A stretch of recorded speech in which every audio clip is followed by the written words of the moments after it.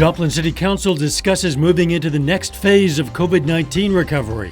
Black bears aren't common in southeast Kansas, but they're around. We'll hear tips from an expert on dealing with our new neighbors. The four states' most watched news starts now. The Joplin City Council met tonight to discuss a number of things, including sewer bonds, phase 4 of the COVID response plan, and parking for Memorial Hall. This is KOAM News at 10. KOAM's Chris Warner was at that meeting and joins us from our newsroom now with more. Well, at tonight's meeting, one of the first things discussed was phase 4 of the COVID response plan. City Manager Nick Edwards says entering phase 4 doesn't really change anything about how the city is currently operating. But right now, there are no restrictions active in Joplin, and phase 4 only provides guidance on monitoring the COVID situation and how the health department should prepare going forward should there be a spike in cases or another pandemic in the future. Yeah, so phase 4 is an important step for us. It requires us to look forward and be ready for the next pandemic, so that's certainly a step that we don't want to skip. There's a lot of lessons that we've learned throughout this process, and it's important that we document those and prepare for the next one. Now, the council decided not to enter phase 4 at this time. Now, also tonight, council had an ordinance on first reading dealing with parking for Memorial Hall. The ordinance had 2 memorandums of understanding between the city and the Joplin School District for the purchase of parking directly behind Memorial Hall, which is currently owned by the district, as well as the use of nearby district parking at the Memorial Education Center as overflow parking. There's still the opportunity to maybe do parking along Joplin and Wall Avenues. This was just step 1, and I think even if this is the only thing that we do in parking, I think it'll be a great thing for Memorial Hall and also the Connect culture. Now, the ordinance passed on first reading, which means it'll come up again for second and third reading before final approval at a future meeting. The ordinance also had a contingency saying it would only be in effect if voters approve the bonds to renovate Memorial Hall in the April 2022 elections. The council also discussed refinancing $24 million in sewer bonds. And while that may seem like a lot, Edwards says it's not dissimilar from refinancing your home. The city has the opportunity to refinance sewer bonds that were issued between 2010 and 2014 at a much lower interest rate. That will save the city about $1.2 million and provide us a lot of flexibility with a very important service that's provided. Now, the ordinance to refinance the bonds was passed on an emergency basis tonight. Reporting live in the newsroom, Chris Warner, KOAM News. Chris, thanks. Detectives with the Vernon County, Missouri Sheriff's Office arrest a father and adult son in connection with a drive-by shooting. They arrested Joshua Lear and his son Chase Lear for 2 incidents detectives believe are connected. Authorities say over Memorial Day weekend, Joshua Lear shot an arrow through a window of a Moundville home, broke other windows, and killed a horse. He's charged with stalking, harassment, and property damage. Then on June 2nd, authorities say Chase Lear shot a gun from his car at a home in Nevada. He's charged with unlawful use of a weapon, armed criminal action, and endangering the welfare of a child. Nick Kelly joins us. Some of us saw a bit of rain this afternoon, Nick. But whether we saw rain or not, Dow, everybody trended warm this afternoon as a new work week got underway. Take Joplin Regional, for example, topping out at 83 this afternoon after a mild start, right around 64. Both numbers pretty much where we should be for this time of the year, though.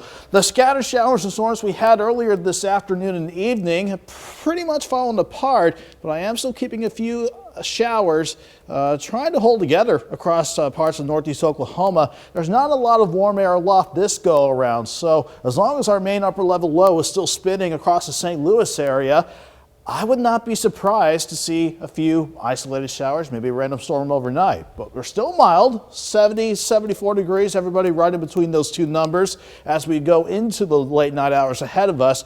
Mostly cloudy skies, but again, can't rule out a few isolated showers or storms as we drop back into the upper 60s by the morning, Dow. We'll see when we can finally start to dry out and summer heat wanting to make a return. We'll get to that here in a bit. All right, we'll catch you then. Thanks, Nick. Missouri will begin the process of implementing a prescription drug monitoring program. Governor Mike Parson signed the program into law today after it was passed by lawmakers earlier this spring. Missouri was once the only state in the country without a state-run program. St. Louis County operates a program that covers about 85% of the state. The Missouri plan would collect data only on medications that are considered controlled substances, such as opioid painkillers and some anti-anxiety drugs. The data could not be provided to law enforcement and can be used only for medical treatment. This is just another tool that we're going to be able to use to help us fight when it comes to opioid, when it comes to the law enforcement community, when it comes to the medical community, of how do we do it better. The PDMP will go into effect on August 28th. The Area Agency on Aging is preparing to fully reopen all of its centers on July 12th. The agency had shut down the centers due to the pandemic and recently reopened them with limited capacity and hours. Now the agency's 7 locations will resume all activities. Vaccinated visitors do not have to wear masks or social distance, but unvaccinated visitors should still wear a mask at the centers. The agency says if a center patron or staff member contracts COVID-19, the agency will close the affected center without notice. An expanded economic security partnership with Spire Gas will help weatherize natural gas homes in southwest Missouri. It's called the Weatherization Tune-Up Program. It's for low-income families. Through the program, those families will receive an energy assessment and, if needed, the replacement of natural gas furnaces, water heaters, attic insulation, and the installation of health and safety features. Families must make no more than 200% of the federal poverty level. Bear sightings are becoming more prevalent in southeast Kansas. Although it's unusual to see these animals in the area, experts say it's something to start getting used to. They say it's partially due to proximity to surrounding states with growing bear populations like Missouri and Arkansas and Oklahoma. One wildlife biologist says because bear sightings could become normal for the area, it's important to know how to keep them away. The number one thing you can do is try to eliminate food sources for those bears, because that's where most of the problems come from with bears is human food sources, and that can come from barbecue grills. Keep your grills clean and locked up. Pet food and bird seed can also attract bears. A Wednesday funeral service is planned for a retired Joplin fire chief who died last week. William Harry Gwynn had been with the Joplin Fire Department for 42 years. That includes 15 years as chief prior to his retirement in 1995. He was also active in many civic organizations. Gwynn was 90 years old. Still ahead, United Airlines takes steps to ensure its passengers are safe from COVID-19 exposure. And a manhunt for the suspect in the road rage shooting death of a California 6-year-old ends in 2 arrests. We'll have the latest. United Airlines says it'll start requiring new employees to show proof that they're vaccinated against COVID-19. The rule will apply to candidates offered jobs after June 15th. The carrier says it'll evaluate any medical or religious reasons why a candidate can't be vaccinated. With the move, United's following in the footsteps of Delta Airlines. A 6-year-old victim of road rage was laid to rest today in Southern California.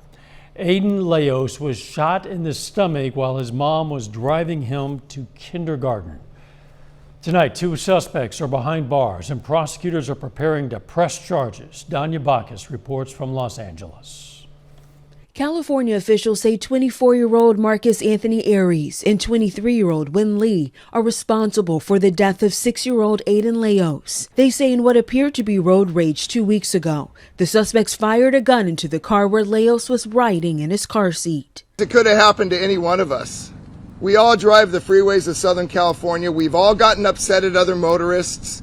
Other motorists have been upset at us, but it's never come to a situation of violence, and certainly not to the loss of a life. The couple was driving a somewhat rare VW sports wagon, and police say that helped them narrow the search. They were arrested outside their Costa Mesa home Sunday, a day after family and friends packed a church in Orange County to honor the boy's life. His mother, Joanna Clunan, says she didn't have the words to describe the joy Leos brought to their family. As long as you were next to me, everything always felt right in the world.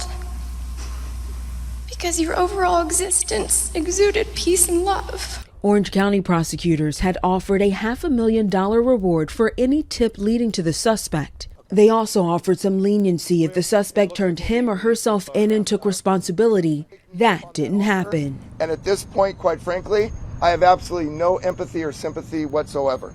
Prosecutors say the couple could face murder charges. Danya Backus, CBS News, Los Angeles. Those suspects will be charged tomorrow. Police say they found the gun used in the shooting and the car, but at a different location, not at the suspect's home. An express train in Pakistan this morning barreled into another train that had derailed, killing at least 51 people, injuring hundreds more. Heavy machinery arrived to cut open some cars more than 15 hours after the crash. Rescuers carefully removed wreckage as they looked for anyone who might remain trapped. The Pakistani military deployed troops, engineers, and helicopters to assist. New economic data out today shows that China bought fewer American products in May. China bought just over $13 billion worth of American goods last month. That's down from nearly $14 billion in April. Meanwhile, overall Chinese exports soared 28% last month. Later, just days after the announcement that Pitt State's track and field coach is retiring, the school has found his replacement. And they didn't have to look far. We're going to hear from both men coming up in sports. But first, I'll break down how long our rain chances will stick around and how high temperatures will go for the rest of the week when we come back. Speech.com.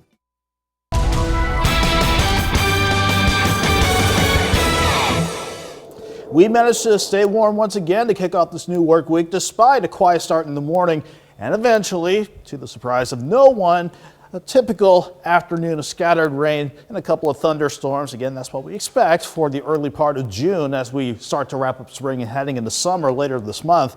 But overall, the Tom Western Indigo sky looked relatively calm throughout the day, even as the cloud cover billowed up and eventually led to some scattered showers and a couple of thunderstorms here, but nothing compared to what Tulsa had to deal with this morning. They started out with a few showers around, let's say, Sand Springs and Skiatook, and then that rain exploded on top of them, leaving them with 5 to 10 inches of rain just for this morning alone. Around here, 0.2 of an inch on the average if you got lucky and saw any of these rain chances today, but where the rain chances really let loose, 0.5 inch to almost 2 inches of rain in a few spots with these showers and thunderstorms that have actually pretty much fallen apart now. A lot of us are quiet for the time being, but you can still pick out a few little echoes of rain in northeast Oklahoma around the Wada and Craig County.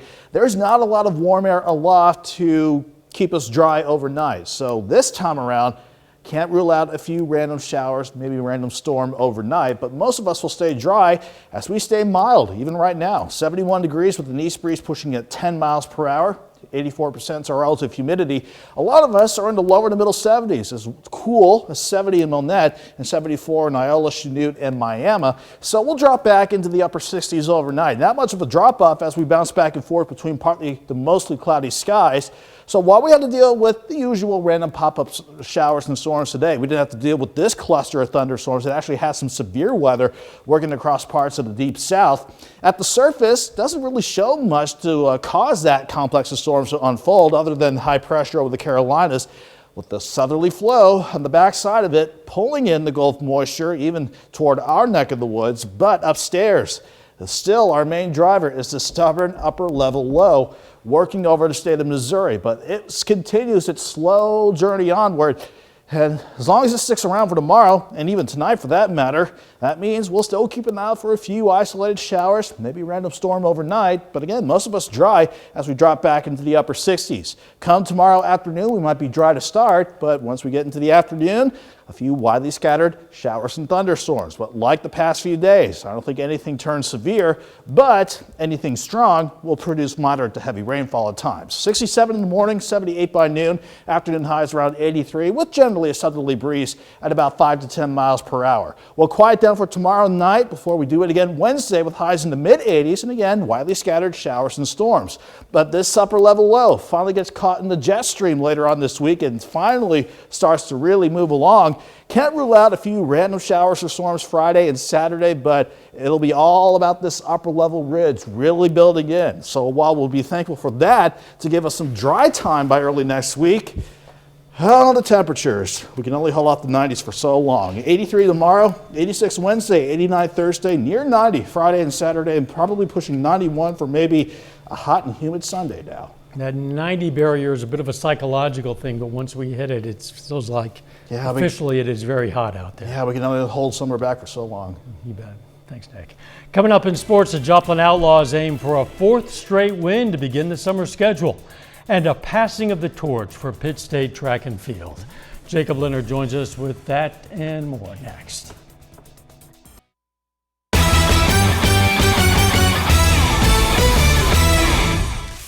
The Joplin Outlaws are off to a hot start this summer. The Outlaws are 3-0 in their first 3 games, including a 5-1 win over the St. Joe Mustangs Sunday night. Tonight, Joplin wraps up its quick 2-game set with the Mustangs at Joe Becker Stadium. Then in the first, Jackson Himmel, big drive up and out to left. 2-run shot puts the Outlaws down early. Just 2 pitches into the bottom half, though. Logan Klein back up the middle. That scores a run to get Joplin within 1.